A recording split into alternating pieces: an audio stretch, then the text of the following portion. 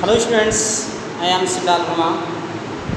Today's new topic, we are going to new topic, digestion in grass eating animals.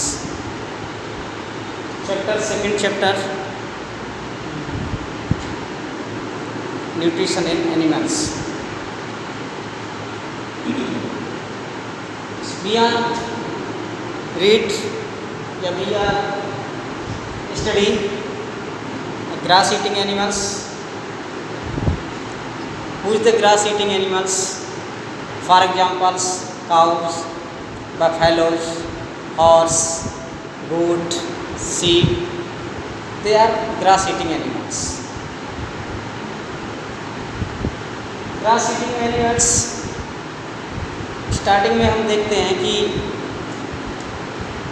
जो animals होते हैं, आपने animals को चरते हुए देखा होगा, तो वो जल्दी जल्दी घास को चरते हुए चर लेते हैं और अपने पेट में रखते जाते हैं, इनके स्टोर करते जाते हैं।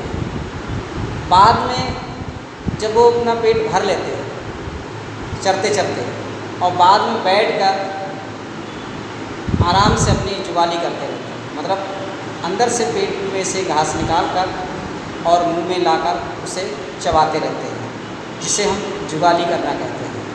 तो जुगाली करते रहते हैं और उस चारे को डाइजेस्ट करते रहते हैं।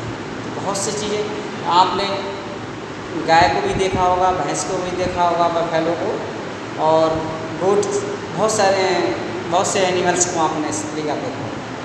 तो इसी पे डिपेंड आज हमारा टॉपिक है कि डाइजेस्ट इन ग्रास ईटिंग एनिमल्स, कि जो ग्रास ईटिंग एनिमल्स होते हैं अपने फूड का डाइजेशन किस प्रकार करते हैं।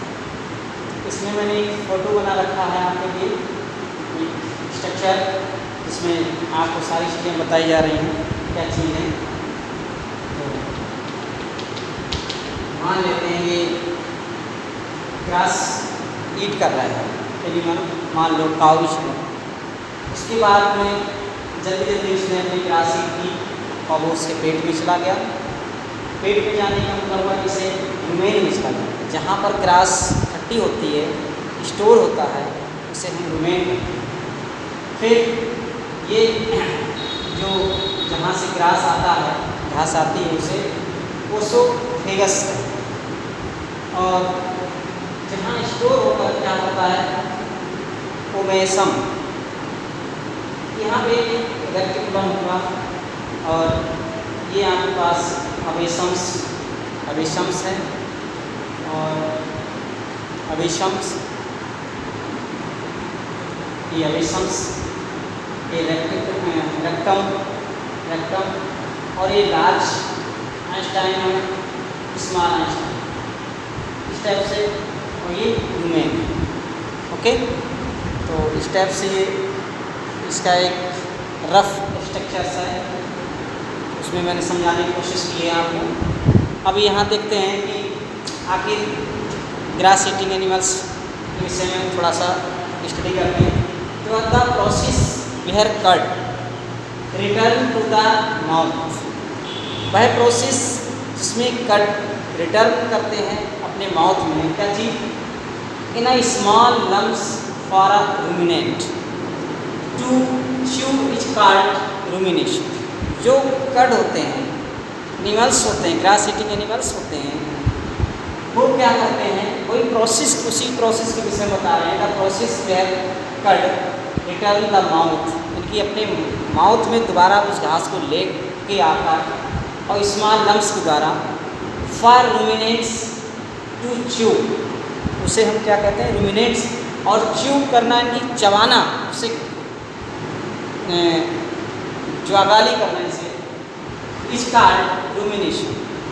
Rumination is aided by the bacteria. Rumination में बहुत सारे बैक्टीरियाज भी होते हैं प्रेजेंट इन द रूमेन, इस रूमेन में प्रेजेंट होते हैं, विच ब्रेक डाउन सेलुलोज, जो सेलुलोज को ब्रेक डाउन करते हैं। सेलुलोज जितने भी ग्रीन ग्रास होते हैं उसमें सेलुलोज होता है, और उसे वो बैक्टीरिया क्या करते हैं, ब्रेक डाउन करते हैं, तोड़ते हैं छोटे छोटे ब्रेक डाउन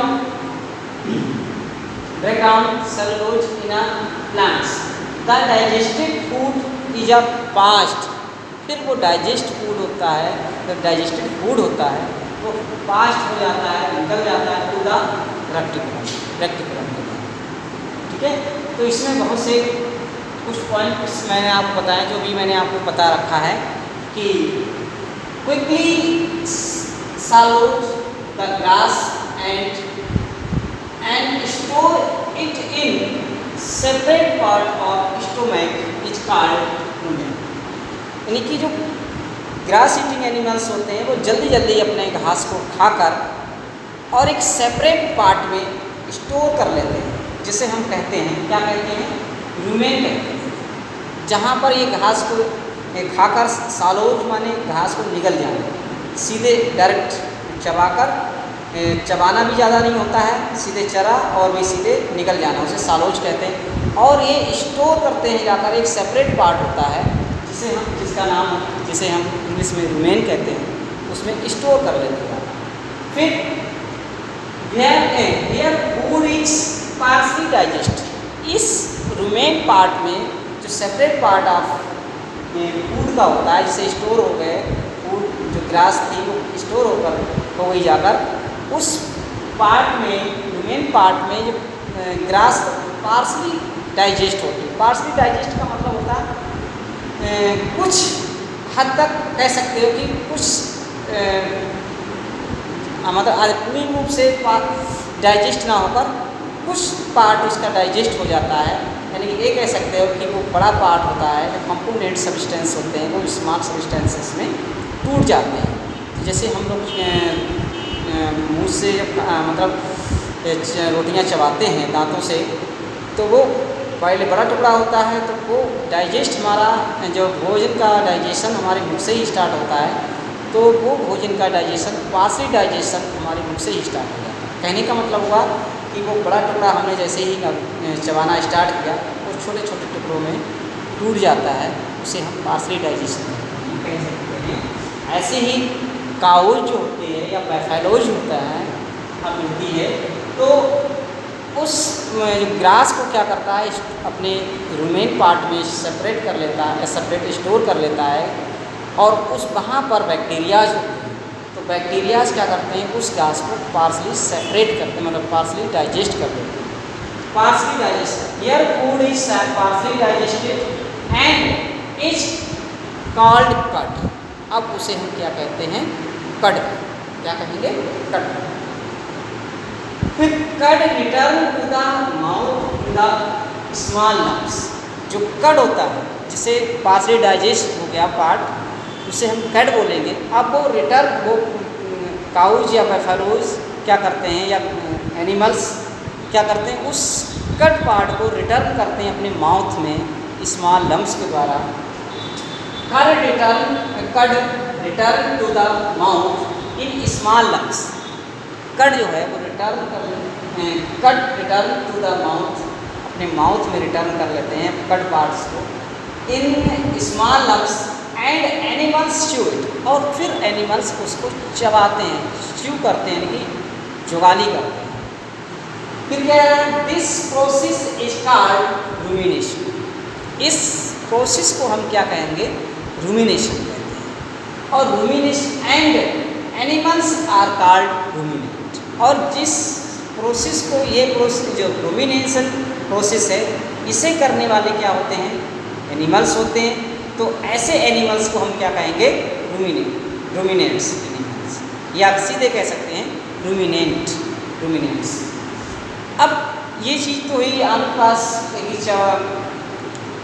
जो ग्रीन ईटिंग एनिमल्स होते हैं वो किस टाइप से हमें मतलब किस टाइप से चबा, घास को डायरेक्ट चबा जाते हैं, उसके बाद रूमेन पार्ट में पहुंच जाता है। रूमेन पार्ट्स में वहाँ पर एक सेपरेट पार्ट होता है, और वहाँ बहुत सारे बैक्टीरियाज होते हैं जो उस घास को पार्शली डाइजेस्ट कर देते हैं।